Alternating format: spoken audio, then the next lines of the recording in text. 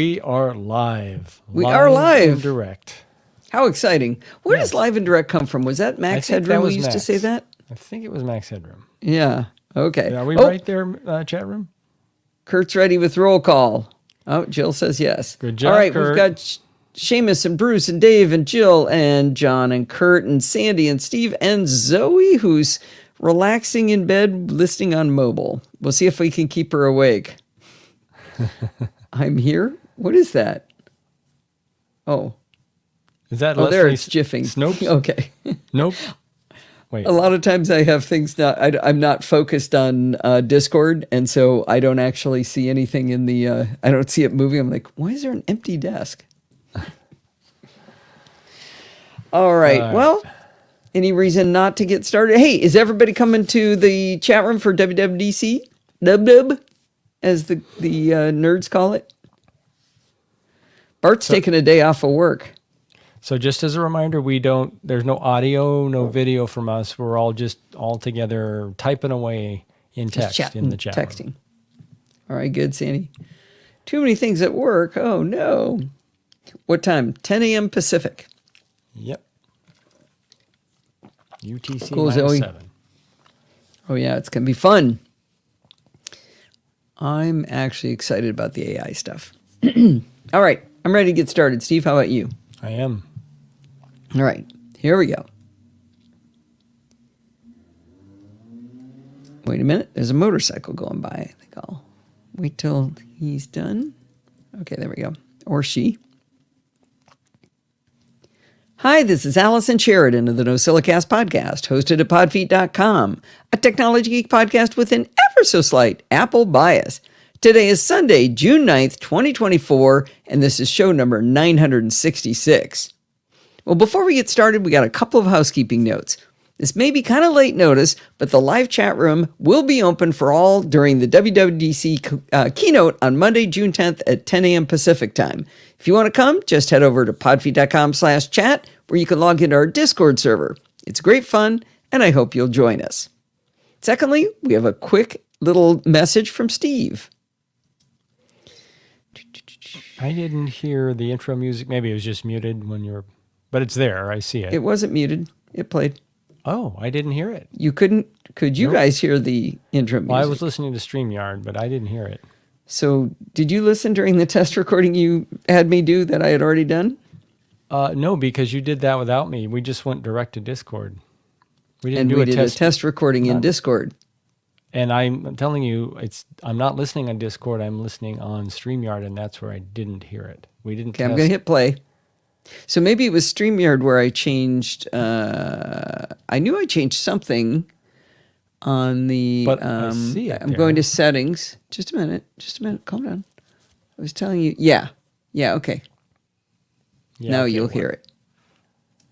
I just. It's fine. There it is. Hi, this is Allison Sheridan of the NosillaCast. All right, we're good.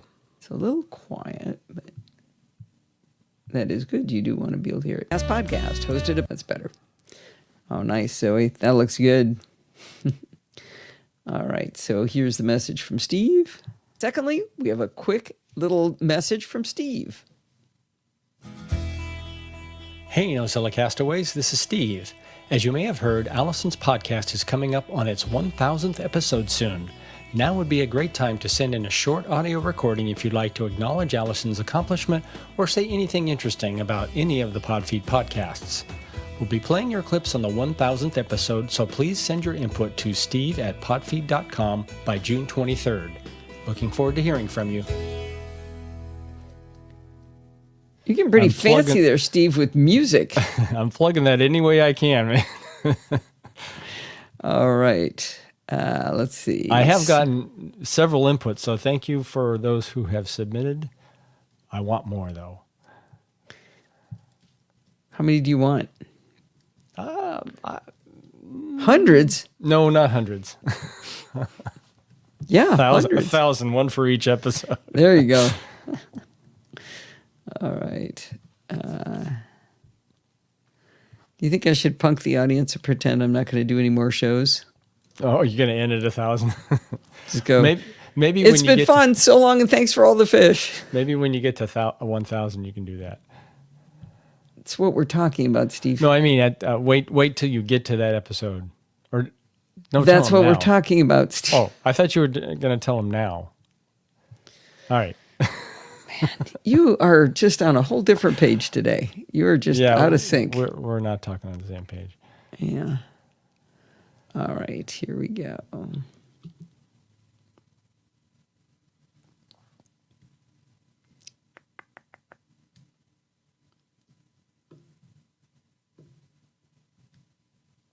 By June 23rd. Looking forward to hearing from you. All right, well, enough housekeeping. Let's get started with the show.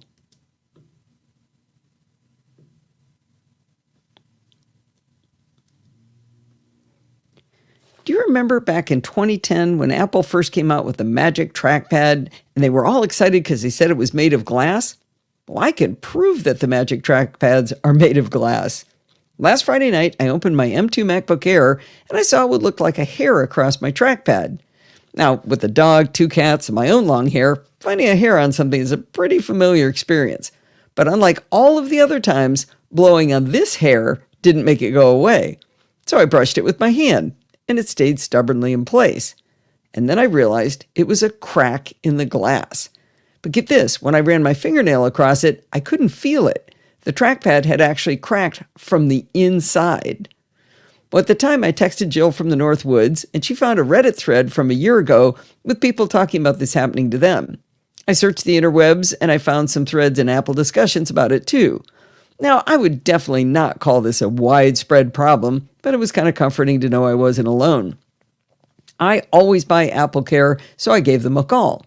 Saki from First Level Support answered my call for help. She asked the obvious question, "Did you close it with something in the hinge?" Well, I pointed out that I had just told her it was cracked from the inside. How could I possibly have caused that? I suggested that it would not make me happy if Apple came up with some scenario where they decided this was my fault. At this point, Saki asked whether I could hold for a minute or two while she asked someone else, "What code am I supposed to use for this one?" Now, that's another indication that maybe this isn't a widespread problem, so it isn't anything to worry about. She came back pretty quickly and said they'd be sending me a box to ship my Mac in for repair. And the main reason I'm telling you this story is to illustrate how much easier and faster it is to use this method than to take it into an Apple store, even if you have one close by. Steve and I have both used this service several times. Yep, that up. Losing my speech there.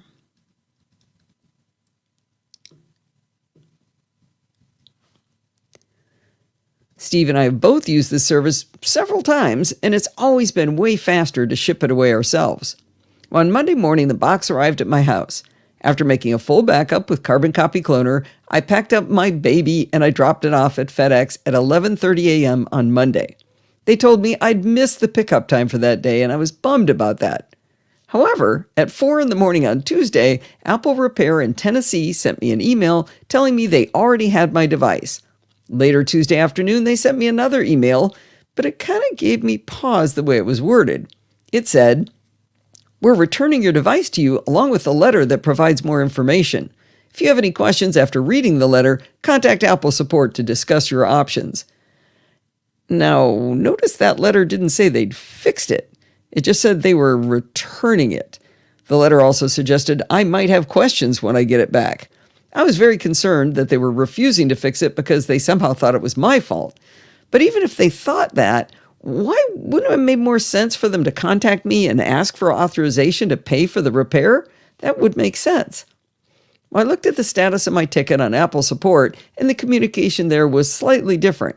It said, "Your repair is complete." Now, I did wonder if that meant they'd repaired it, or if it was kind of a nice way of saying they were washing their hands of it. On Wednesday at 12:35 p.m., barely more than 48 hours after I dropped the laptop off at FedEx, it was delivered back to my house. Even better, the trackpad was replaced. Apple had just unnecessarily alarmed me with their poor communication. I mentioned that I did a full backup of my laptop before shipping it off, which is always a good idea. In previous repairs, I've had the SSD either replaced or wiped, so I wasn't taking any chances. As much fun as it has been to do clean installs and running Migration Assistant lately, I was not in the mood this time. The bottom line is that I continue to be a fan of the mail-in process for hardware repair by Apple, and I continue to be a fan of buying AppleCare. I believed Apple when they said our trackpads were made of glass, but now there's no doubt in my mind. It would have been interesting to know what stresses caused it to break from the inside, but for now, that mystery remains unexplained. And you're quite happy with the new trackpad. Yeah, I was kind of hoping that they would replace the whole top case and I get all new keys so they wouldn't be, you know how they get shiny? They're matte when you get them and then they get shiny and they look like they're greasy, but they're not greasy. They're just worn. I was sad. But that was the other reason that I did I did a full backup, because I was thinking they might replace the top case, and that ends up replacing the SSD for some reason. Start a new chapter. Ooh, that's a good one. Yeah. Oh, who is that actor? Well, that's Andy. Oh, it's the other Andy. The other Andy from the New Year's Eve show that he and Anderson Cooper do. Now, this next segment, that was a good... the variety of chapter markers is helping me. Copy link. There we go. All right, this next one's a little bit too late for Jill. Oh, no. Yeah. All right.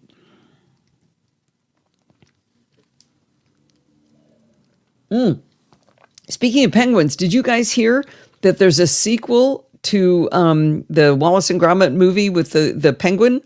It's called Revenge Most Foul. It's been 20 years since that came out, and the new one's coming out. Was that awesome? Was that the wrong pants? The wrong trousers? I think trousers. It was the wrong trousers, isn't it? I think that's the one where there's the heist that the penguin pulls off. Feathers McGraw, that's it. Don't go watch it now, but this is a good video to explain to people what Wallace and Gromit is and how important it is in the world of today. And they even the guy compares it to how much cooler it is than anything AI will ever do, and it was fun. All right, but don't go watch it now. We're working here. Here we go. What is that little thing there? I don't like the looks of that. No, it's just a graphical thing. That's weird. All right. Possibly the greatest movie of all time. Absolutely. Back in October of 2023, I tried to demystify the hot mess that Apple had made with so many different iPad models and so many different Apple Pencils. It took me days to even figure out what all the options were to make one of my world-famous diagrams to explain it. One of the things that made it harder to diagram was that I had also tried to clearly denote which ones had Touch ID on a button, Touch ID on the home button, and which ones had Face ID. Well, it's June of 2024 now, and Apple made it even more interesting by introducing a fourth Apple Pencil. Surprisingly, they made enough other changes to the iPad lineup that it's significantly easier to explain which iPads and pencils work together. My new and improved handy-dandy 2024 diagram only includes currently shipping iPads.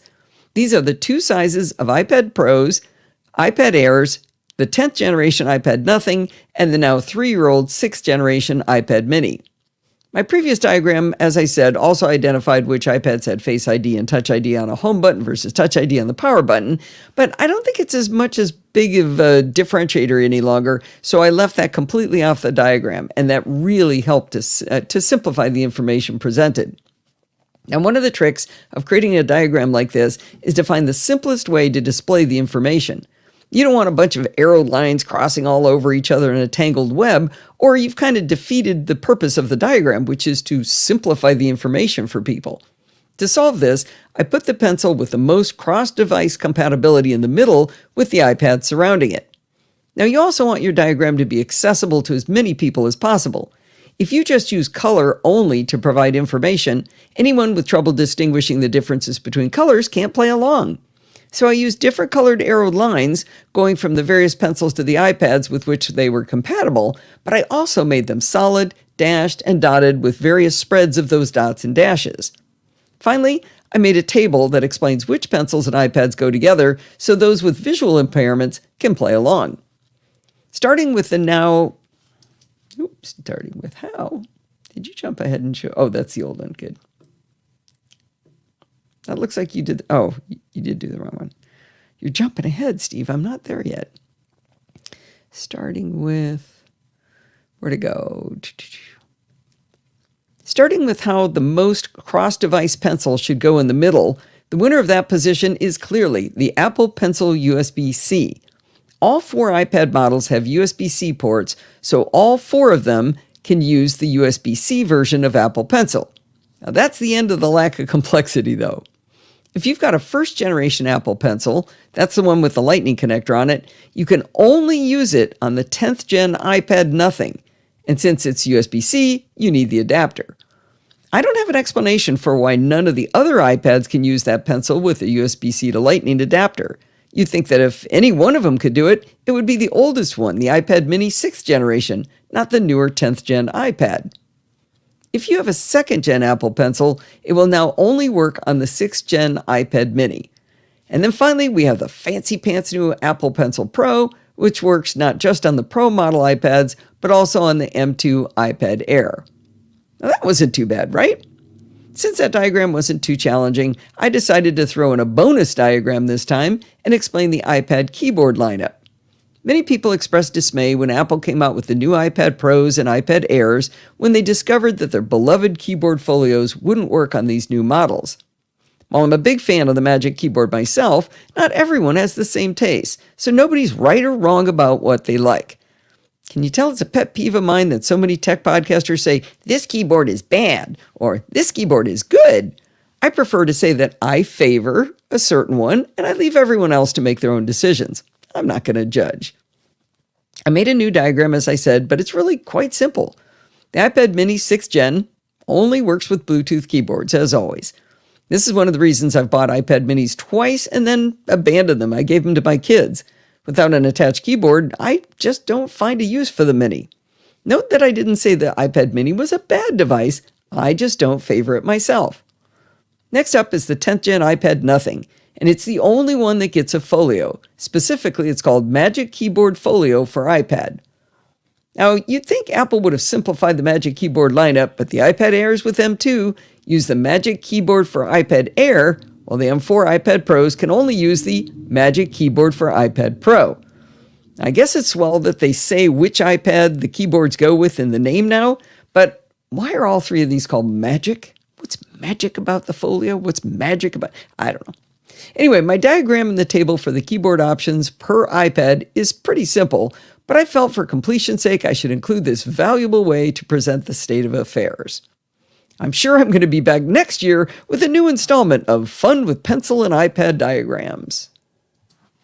Some formatting got messed up a little bit. At the conclusion of each of the tables, you've got the name of the title of the table, and then the next paragraph is in the same font as the table title.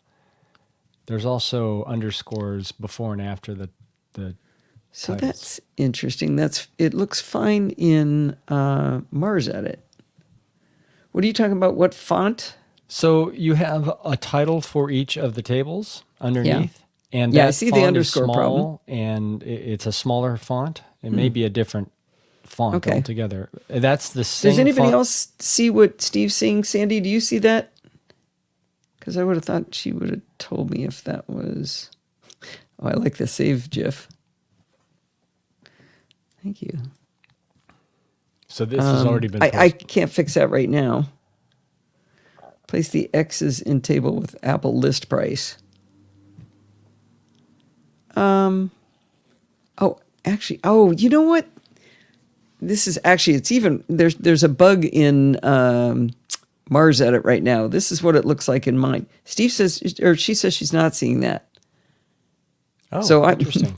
In Mars Edit, the underscores are supposed to make it italics. That works, but look at how borked up the table is. I sent a request for a fix on that to Daniel Jalkut, but he is on his way to WWDC, so he said, I'm not going to work on that right this minute. So I'm looking at Chrome, and it also looks the same. Okay, I can't fix it right now. That's fine. I just want you to be aware of it. Okay, I won't remember. Much better time to tell me, but let's see. When? I'm not going to remember either, so... They both look borked, just different borked. Okay. Correct. Somebody remind me when we're done with the show well, that's already been published for a while. And, okay. Okay, the underscores. Well, it's more than that. She's The seen font those. size is also smaller. It's the same size as the table title, which is smaller than the blog post font. Okay, we're going to move along, Steve. That's fine. Yes, it is fine. All right.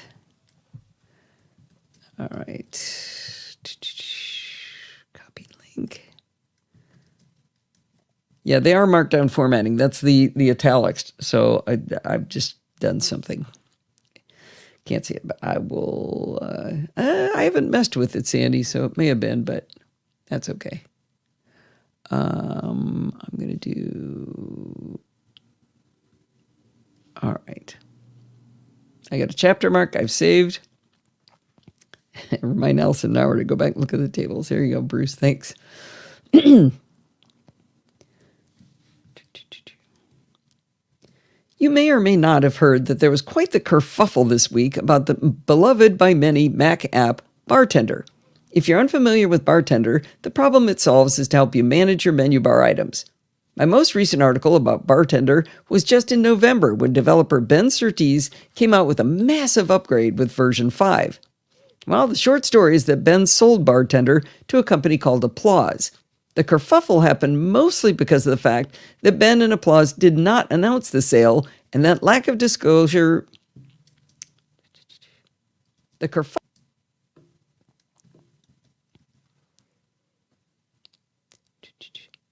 kerfuffle happened mostly because of the fact that Ben and Applause didn't announce the sale, and that lack of disclosure made things look very suspicious. When the transfer occurred, a new certificate had to be issued to Applause per Apple's signing requirements. Now, if we'd known it was being transferred, it might not have raised any red flags. Applause also included Amplitude's digital analytics framework in the new release, which is a system designed to analyze user behavior on a platform.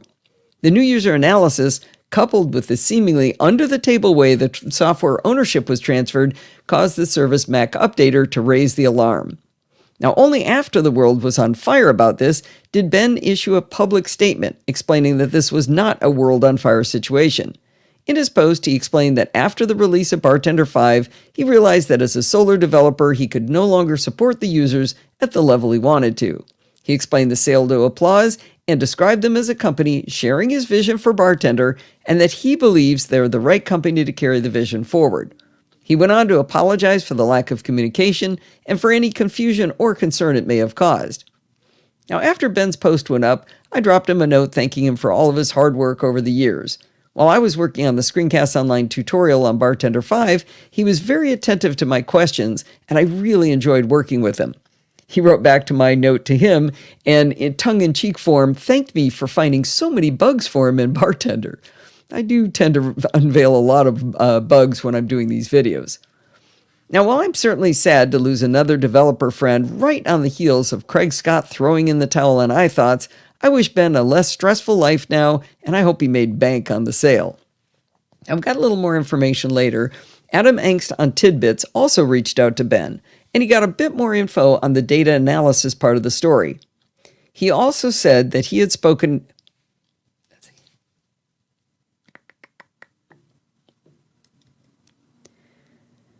Adam said that Ben said that he had spoken to Applause about the addition of the Amplitude Digital Analytics Framework, which he believes they added purely to get an idea of the user base. He didn't believe they thought it would cause that much of an uproar, which it probably wouldn't have without the signing certificate issue drawing attention. Now, Adams also reached out to Applause and would update his article if he hears anything back. Now, I hate to quote a Reddit thread with no backup, but one user requested a refund from the new owners of Bartender, and in the email back where they explained that the user was outside of the 4-week refund window, they also said, quote, "We've removed Amplitude from the latest test build, version 5.0.53. Now, I find it interesting that people are alarmed about this unknown company. It's interesting because I'm willing to bet 99% of the people who used Bartender in the past had no idea it was written and supported by a solo developer.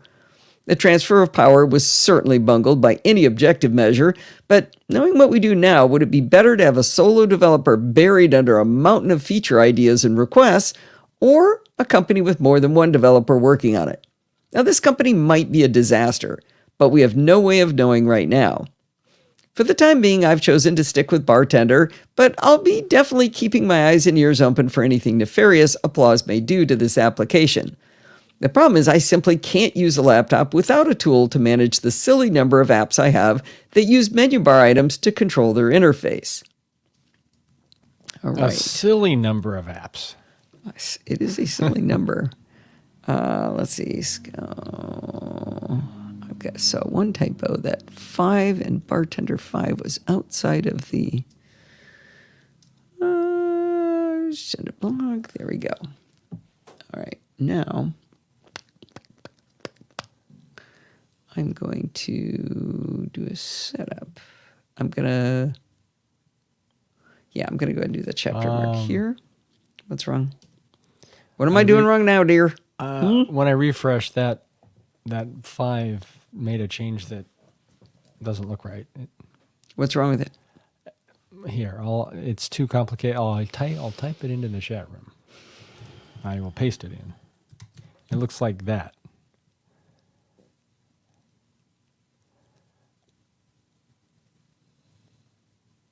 I don't understand what the problem is. It's hard. It's too hard to describe because. Take a screenshot. Drop it in. All right.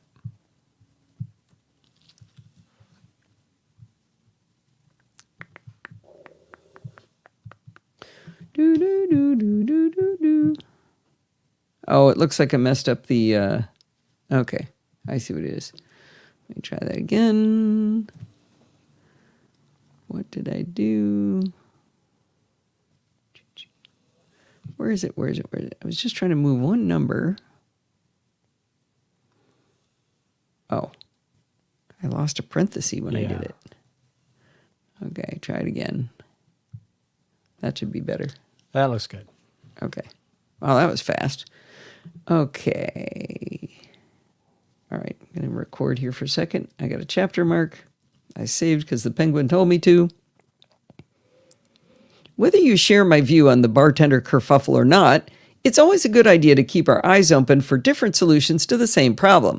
Physics nerd Graham decided to give an app called Hidden Bar a try, and he sent in a review for us about Hidden Bar. That was a little reductive. All right. About Hidden Bar. In this review, I want to look at Hidden Bar. Now, the problem to be solved is basically from the fact that Bartender was a great app for hiding menu bar items, and it may well continue to be a great app for the myriad things it can now do for the new proprietors.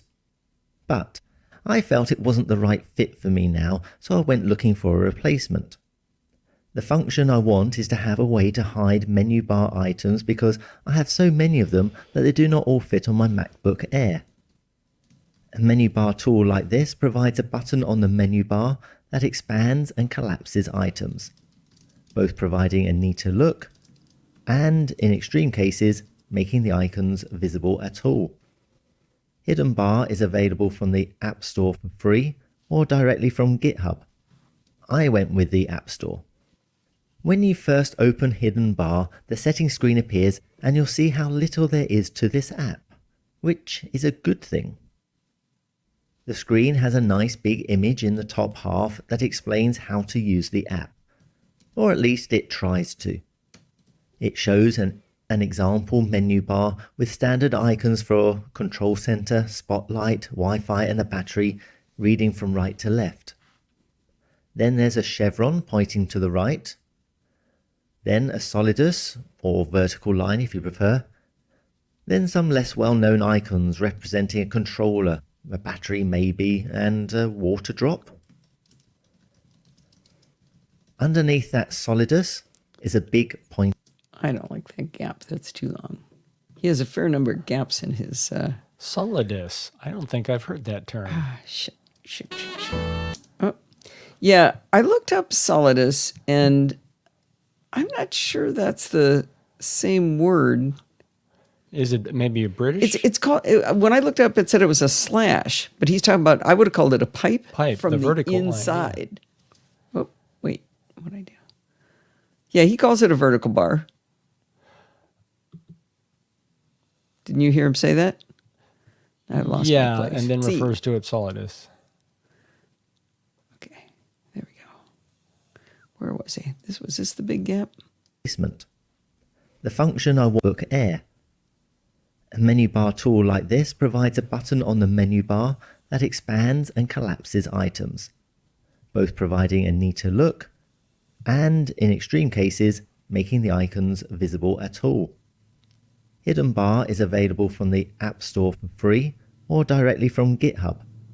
I went with the App Store.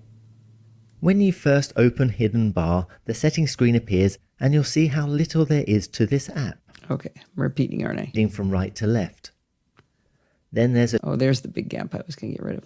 My problem is the keystrokes are different between Hindenburg and ScreenFlow. So I do the wrong keystroke and then everything goes hooey. B and If Zoe hasn't heard of Solidus, maybe it's not a British thing. Looked like it was. a water drop. Underneath that solidus is a big pointy arrow, and to the left is written hidden in big letters, and to the right is written shown.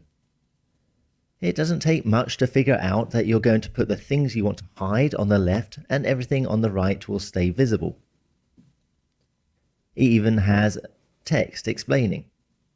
In your Mac's menu bar, hold the Command key and drag icons between sections to configure Hidden Bar.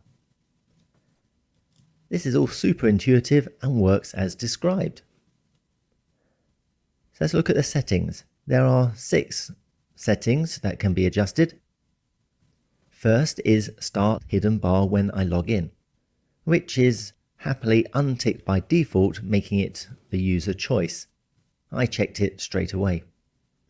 Below that is Show Preferences on launch, which is handy when you get started, but I unchecked that one straight away. Some of these are just these gaps. Just maybe I'm impatient.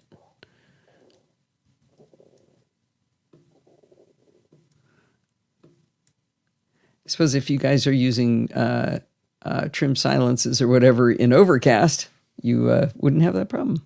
Checked that one straight away. Use the full menu bar on expanding is an option that hides the current app's menu bar items when you expand Hidden Bar, which is useful on a laptop because it gives you a bit more real estate.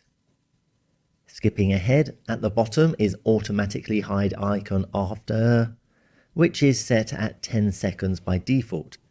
This means that if you expand the menu bar to show all your icons, Hidden Bar will automatically collapse it down again and give you your Zen back. Over on the right is a setting to enable a global shortcut, which obviously works to expand and hide the menu bar items, though you still need to move the cursor up to click them.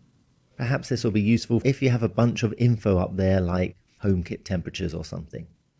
Saving the confusing one for last, we have Enable Always Hidden section. Not Always Enable Hidden section, but Enable Always Hidden section.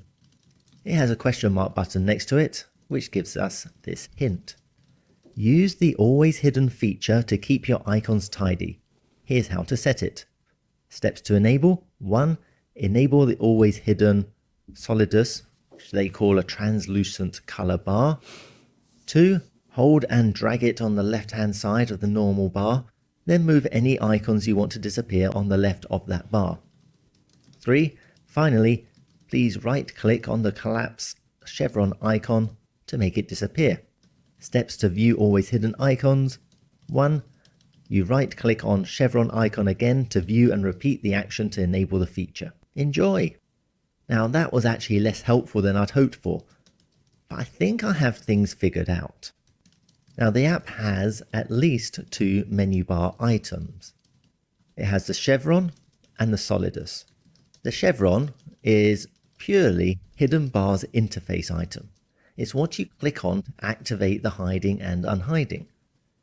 It can be put anywhere you want, so it could be on the right, the middle, or the left of all your other menu bar items. This means that not everything to the left of it gets hidden. That's what the solidus is going to be for. I admit I got confused by this for a while. Oh, and yes, you can even place this chevron to the far left, so it should get hidden by itself. But luckily it gets disabled in this state. The solidus, unfortunately, is invisible on my Mac. I don't know why, but it appears to take the same color as my menu bar. I know it's there because I can drag it around and it bumps things out of its way, but I cannot see it. And this is what prompted me to write this explanation. So my layout. What makes sense to me is to have the chevron as far left as I can, then put the invisible solidus immediately to the left of that. And this means that, in effect, everything to the left of the chevron will get hidden. I then command drag other icons that I want to hide to the left of the invisible solidus. And if you're doing it correctly, there will be a gap between the chevron and the icon. If you find that your chevron and icon are right next to one another, you've probably shoved the invisible solidus off to the left somewhere. Once I'm happy, I enable the always hidden section, and that gives me a new solidus which I can actually see this time to the far left of everything else. Now I can drag icons I really don't like over there to the far left. Once settled, I can click on the chevron and everything to the left of it disappears. And I click on it again and everything reappears. Now, did I just say everything? Yes. Even the always hidden icons are visible. So don't know what that's doing really, but at least they are sectioned off a little. So my settings I've ended up with are that I only have 3 options ticked. Start when I log in, enable always hidden, and hide after 10 minutes. Now the app hasn't been updated for a while and has some little quirks, but once set up it seems to do the job well, and it has that sense of can't be too naughty that comes with the apps from the App Store. So I'm going to stick with it. All right. Who's whispering? Was I whispering? It's probably muttering under my breath. Oh, Graham added one comment at the end. Yes, and I'm going to talk about it. Good. Yeah, it's in the final thoughts. I'm not done yet. Oh, sorry. I must be muttering under my breath. All right. Allison chiming in here on the same subject to make a few. Allison here. I'm going to make a few remarks about Hidden Bar after Graham's terrific review. I decided to give Hidden Bar a go just for fun. If you're the target audience for an app that hides menu bar items, it's probably because you have too many menu bar items to fit in your menu bar. But if you have too many to fit, then Hidden Bar simply won't work for you. As Graham described, to get menu bar items into the hidden side, you have to drag existing menu bar items to the left of the vertical line icon that Graham is calling the solidus. But when the hidden bar is initially launched, the chevron to get the solidus to the left of all of your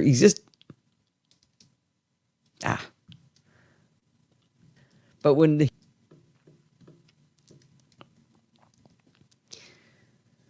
when Hidden Bar is initially launched, the chevron to get to the solidus is to the left of all of your existing menu bar items. So if you have too many to fit on screen, that means the solidus isn't on screen because it's the last icon. I discovered this when I tried to use Hidden Bar on my 14-inch MacBook Pro. Now I did figure out a way around the problem, but it may not work for you. I connected my laptop to an external display, and only then was I able to see the last 9 menu bar items that hadn't fit on the 14-inch screen, including the chevron at the very end on the left. I put a screenshot in the show notes in an attempt to illustrate this problem, but it's pretty hard to read because it's so wide but thin where I was actually able to see it. Anyway, once I dragged a whole slew of menu bar items to the left of the solidus, I was able to collapse and expand my menu bar items. But think about what I've described. When I expand, I still can't see all of my menu bar items on the screen because it's too small. And you might suggest I just use the second Solidus to move some items to the always hidden category, but I was never able to find the second Solidus. Bartender solves these problems by giving you a secondary bar that drops below the standard menu bar. This allows you to have two substantial menu bars on screen, one above the other with no compromises. In Bartender's settings screen, you can also move menu bar items to an always hidden section, and you could group icons together so they only fill up one slot in the menu bar, and then they have a little drop down. You do all of this moving around of the icons in the settings screen, not in your menu bar where things don't fit. Now, Hidden Bar is free, and it does what it says on the tin, and it does not have screen recording permission to function like Bartender does. But if you have too many menu bar items to fit on your screen, I'm not sure it's the best option. Finally, if you're a voiceover user, Hidden Bar is not accessible. Oh, okay, I get it now. I thought that was Graham's part, and you just weren't playing it. What? I get it now. Your final thoughts. Well, final thoughts is him, and then right after that it says me, but you didn't put the screenshots in. Yeah, I didn't realize you were reading that stuff below. I thought that was Graham's input, and I didn't realize it till now. I can put them So when I said I put a screenshot in the show notes, that was when I thought the screenshots would go in. Show the screenshots. Okay, I can do that. Here's First one one, of them. then the second one. It's Actually, kind of hard to see. Hang on. On the second one, click to embiggen, Okay. and then take that screenshot and drop it in. Oh my God. I don't think that's really. You want me to do that? Yeah. Well, that's the only way they're going to see it small, and they can click it to get it bigger, or you can give them the link if you want. Yeah, let's do that. All right. Okay. We are ready for support the show. So nobody knows how. Yeah, look at that second one. But if you click it, wait, Yeah, it should. it's not embiggening. Yeah, it's not. Oh, it says open in browser. Yeah. Leaving Discord, visit site. Okay. You could have just given him my link. Now, that is my That link, is your isn't link, it? yeah. See how good? And then you can zoom. If you keep zooming in, you can see. It's a really useful addition. All right, so nobody knows how to help me make that text not be small, huh? Yeah, it's weird. I don't see anything that would cause that. It's just being weird. I tried putting a break in between. I tried putting a paragraph marker in. There's no hanging bracket. There's no extra bracket that's missing. No. No extra pipe.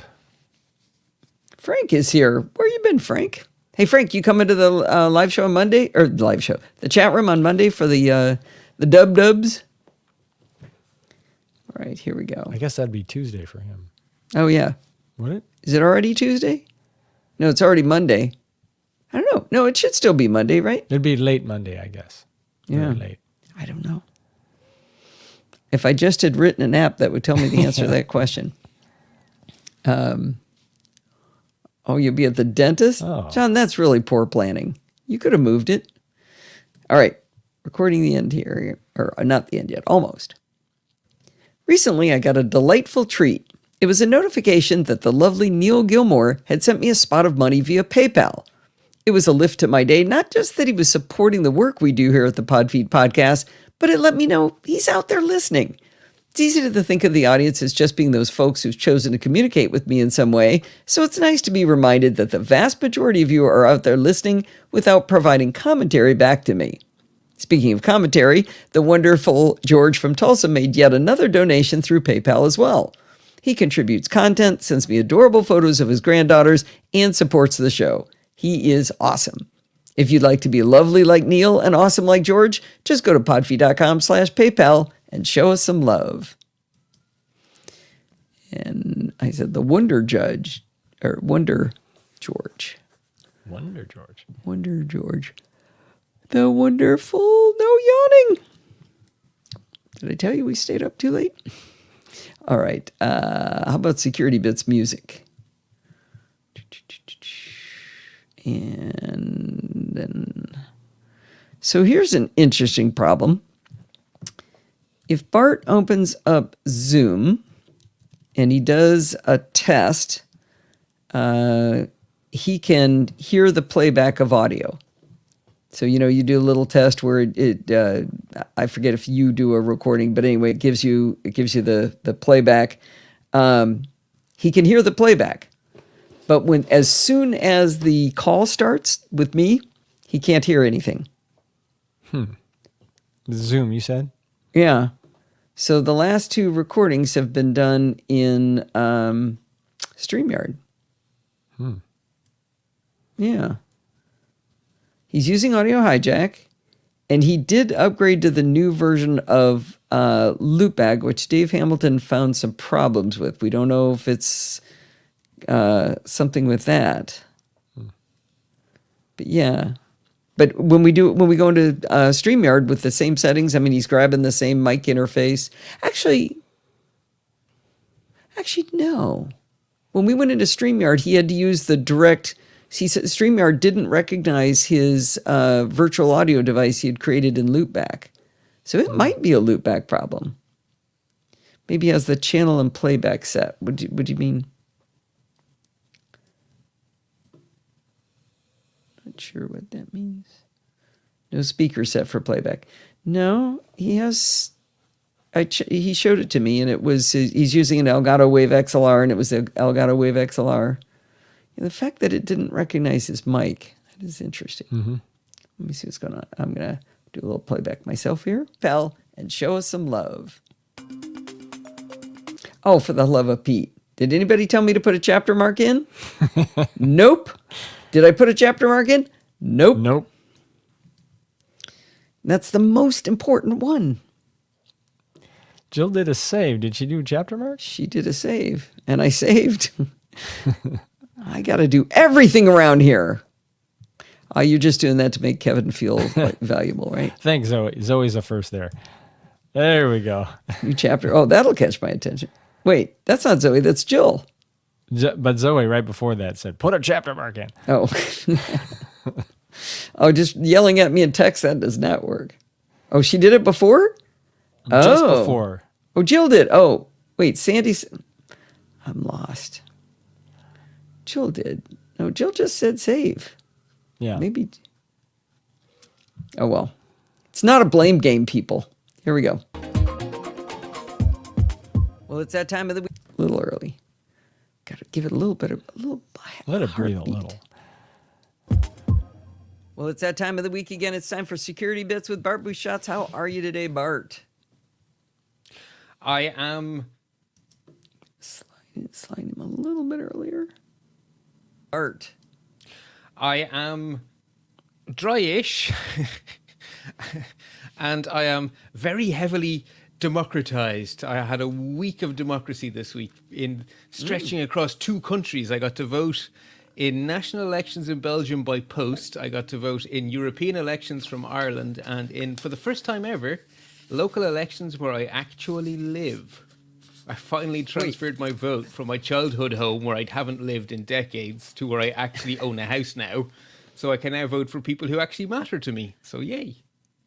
Okay, that's been a long time. Yeah, well, there hasn't been an election since we bought the house. It was when I bought the house I transferred my vote. Okay, I got you. All right. Yay, democracy. I'm a fan. Okay. Here we go. Here's the ending. Let's see.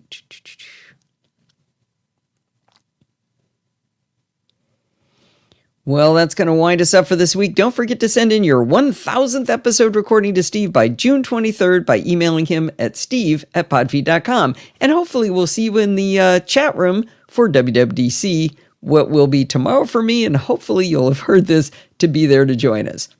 Did you know you can email me at allison@podfeed.com anytime you like? If you have a question or a suggestion or a review like Graham did, just send it on over. Remember, everything good starts with podfeed.com. You can follow me on Mastodon at podfeed.com/Mastodon. If you want to listen to the podcast on YouTube, you can just go to podfeed.com/YouTube.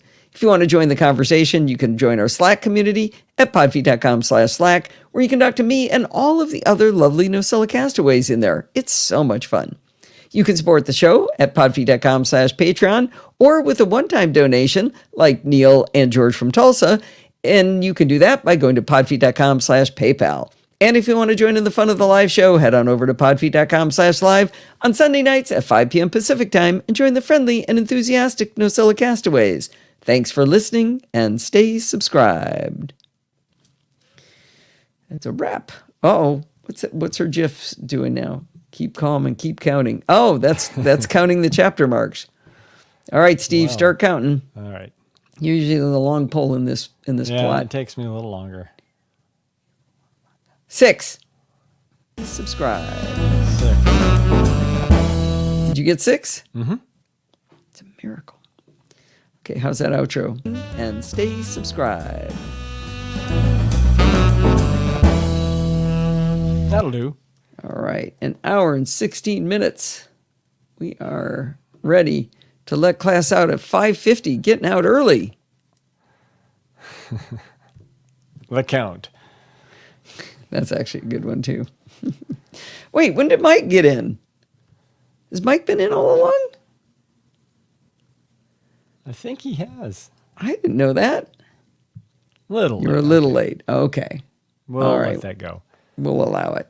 By the way, All right. I think somebody asked about Kevin. He did give us a heads up that he probably wouldn't make it, so he did have a hall pass. Too much fun at church, he said. Yeah. All righty. Well, All right. I think this might oh, it be was a wrap. before the show starts. Okay, so I'm just not, you missed roll call, that's all. That's okay. That's fine. That's all I'm trying to say. All right, Steve and I need naps. Yeah. Let's see, chapter marks. Wait, chapter marks. Where is, no, transcription. Where's it? There it is. I'll be showing us chapters. There we go. Start production. Start. Please correct the errors up above. Oh, you got to choose a file. All right, everybody. Hope to see you tomorrow. Looking forward to it. Anybody got something they're really hoping for they want to chat about? Or we'll get going and we'll do it all tomorrow probably. Apple Intelligence. Apple Intelligence. Smarter Siri. I was laughing. Somebody Smarter did a Siri, yes. did a poll on Mastodon. Do you want AI on your iPhone? And, overwhelmingly no, right? And I said, well, why didn't you ask the question, would you like Siri to be smarter? Or Maybe would you work. like to be able to edit photos more easily? All wrong. All right. Cut us off, Steve. I'm going to say All goodbye right. to Discord. Goodbye, Discord. Bye, Rose.